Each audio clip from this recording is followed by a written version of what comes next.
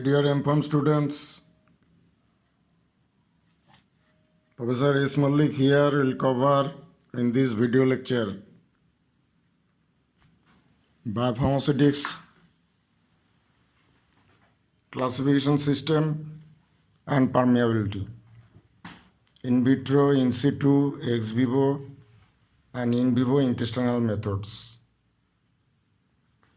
BCS is a scientific framework for classifying orally administered drug substances based on their aqueous solubility and intestinal permeability. Classification of the BCS drugs: class 1, high solubility and high permeability; class 2 drugs, low solubility and high permeability; class 3, high solubility and low permeability; class 4 drugs, low solubility and low permeability. Examples of BCS drugs: class 1 drugs are well absorbed since they have neither solubility nor permeability limitation. Diltiazem is the example, and if the drug is soluble, the drug is available in the solution form at the absorption site, then it is ready for absorption. Class 2 category of drugs show variable absorption owing to solubility limitation. Example is nifedipine. You see, if the drug is not available in the solution form at the absorption site, drug absorption is questionable. Nifedipine solubility is poor, that is why its bioavailability is also poor. Class 3 category of drugs are also have limitations in absorption due to permeability limitation. Acyclovir. Drug 4 class category are poorly absorbed orally owing to both solubility and permeability limitation. As for example, Taxol. Permeability in vitro through cell monolayers, that is cell line system, artificial membranes,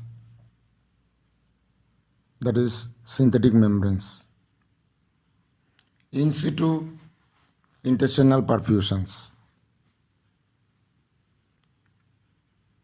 ex vivo system through everted intestinal sacs or segments. Diffusion chamber can also be used. Utility of these models is demonstrated by their ability to predict a drug's in vivo intestinal absorption.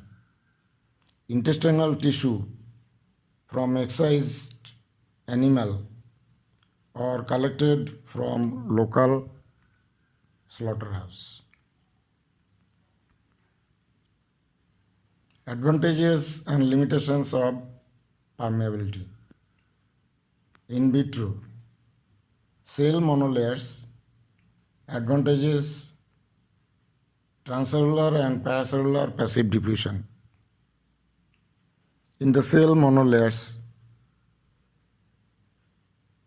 cells are there arranged in a line.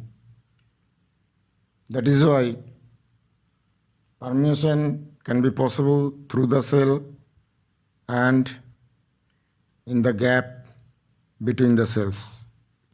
That is why transcellular and paracellular passive diffusion are possible.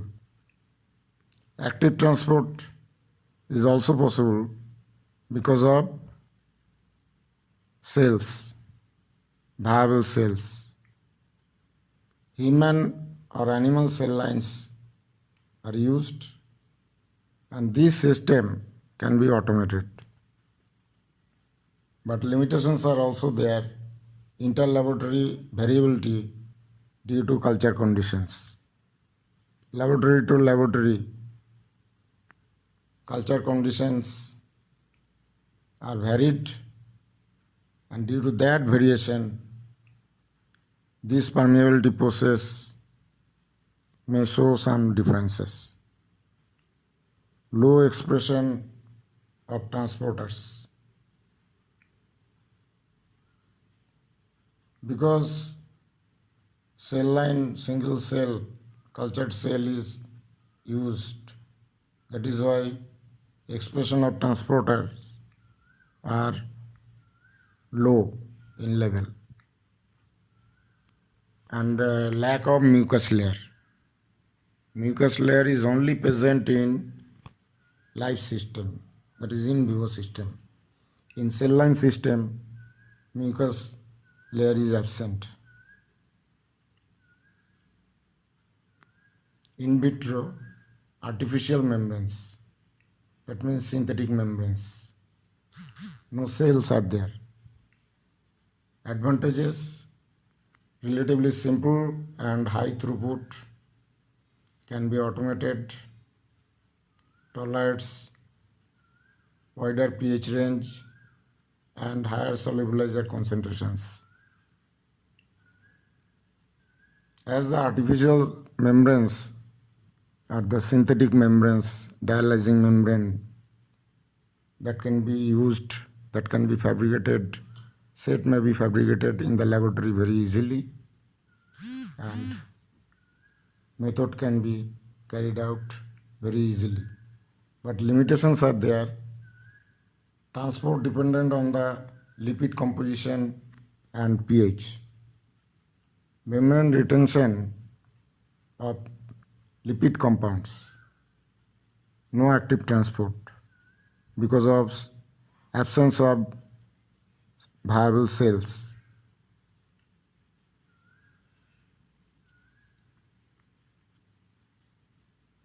In the figure, it is shown the schematic diagram of in situ experiment on intestine of anesthetized rat. Through the infusion pump, drug solution is inserted into the intestine at one end, and another end drug solution is collected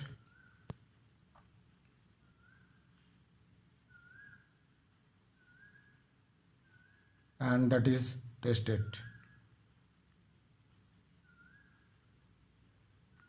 In situ experiment advantages: closest to in vivo anatomy, retains blood flow and innervation. Assay requires surgery and anesthesia, low throughput. Because animal is used after anesthesia, that is why it is very close to the in vivo system.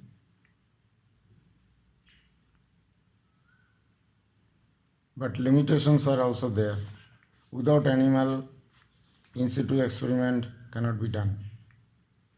Animal uses is there, and it cannot be used as screening tool.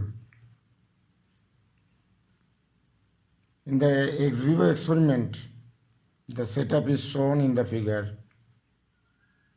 The tissue is continuously oxygenated by aeration. Krabs-Ringa solution is used. Krabs-Ringa solution is an isotonic salt solution that mimics the extracellular fluid of animals and is commonly used for the study of solute and fluid transport across epithelial cells. Drug solution is taken outside the intestinal sac,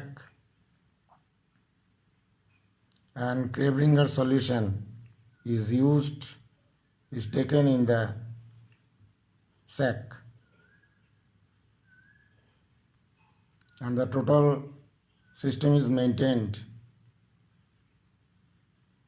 at 37 degrees centigrade, the body temperature.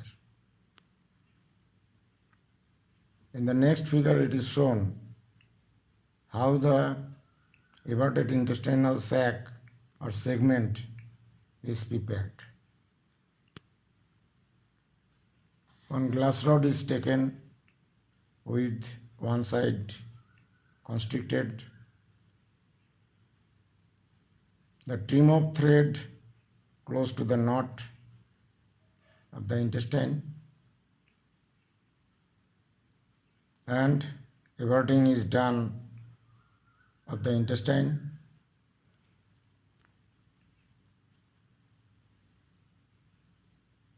One end thread is tied and it is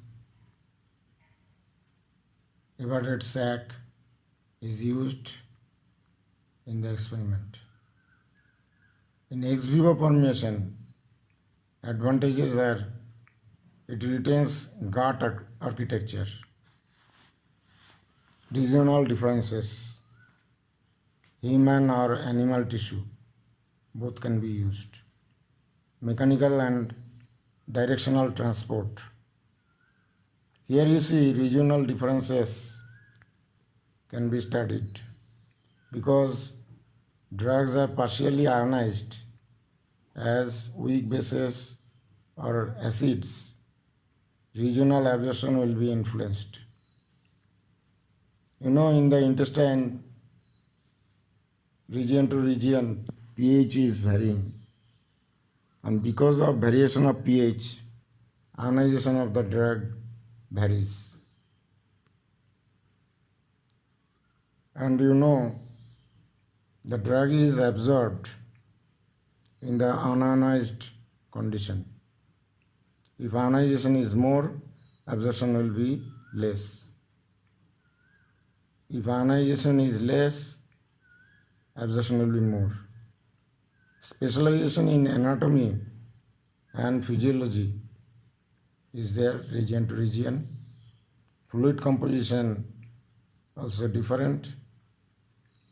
Residence times region to region varies. Nature of epithelium is also different region to region. So all those have got the influence. That is why regional differences can be studied well by ex vivo experiment. Limitations are also there. Limited tissue viability. Tissue cannot be viable for long time study. And suboptimal stirring conditions. Book references are there. Applied Biopharmaceutics and Pharmacokinetics, 6th edition. Textbook by Leon Sargel. You can find it in the net. 6th edition is free. Another book, Biopharmaceutics and Pharmacokinetics, a treatise by D.B. Burmankar and Joyce. Thank you very much for listening. Any questions?